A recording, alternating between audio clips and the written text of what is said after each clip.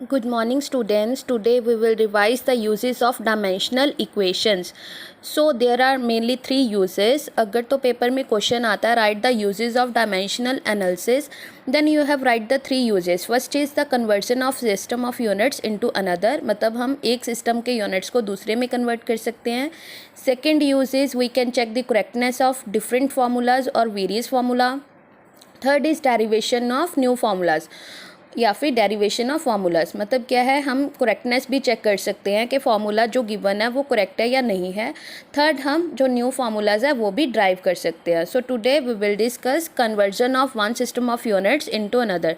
तो इसके लिए सिर्फ आपने एक फार्मूला याद रखना है, Q is equal to N1 U1 is equal to N2 U2, क्योंकि हमने किया था कि कोई भी अगर एक क्वांटिटी है हैविंग नंबर ऑफ़ यूनिट्स तो उसके नंबर ऑफ़ यूनिट्स हो सकते हैं.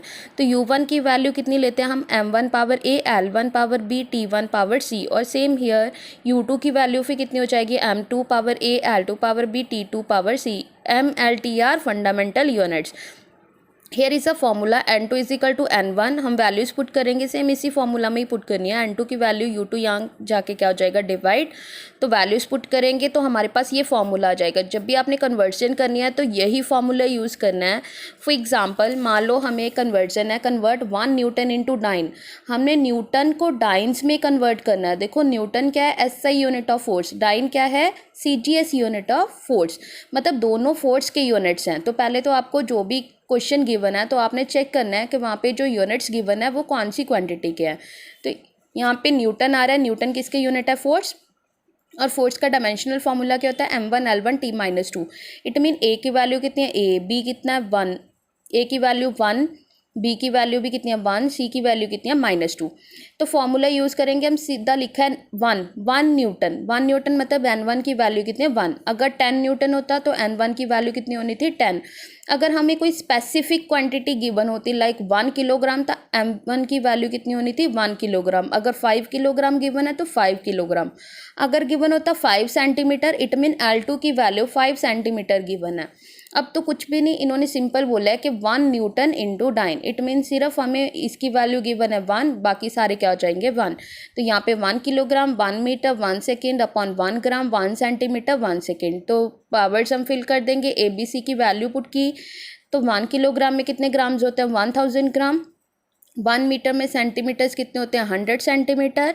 और जब इसको सॉल्व करेंगे तो ये हो जाएगा 3 ज़ीरोज़ 2 ज़ीरोज़ और टोटल जीरोस कितनी होगी 5. It mean 1 newton is equal to 10⁵ dynes. Next use is to check the correctness of the formula. Correctness में सिर्फ हमने देखना है कि जो लेफ्ट हैंड साइड के डायमेंशंस है वो राइट हैंड साइड के इक्वल आ रहे हैं.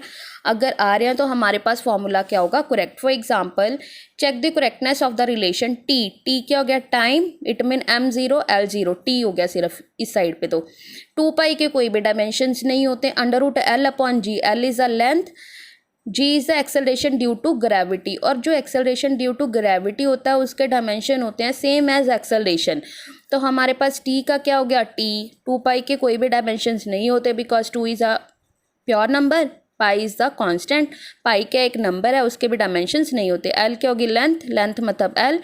G हो गया acceleration due to gravity. A के डायमेंशंस होते हैं L1 T-2. तो सेम L कट गया, T⁻⁻2 को ऊपर लेके जाएंगे तो T स्क्वायर हो जाएगा, स्क्वायर के साथ रूट कैंसिल तो T. अब देखो left hand side right hand side के इक्वल आ रहा है तो हमारे पास फॉर्मूला क्या होगा, करेक्ट.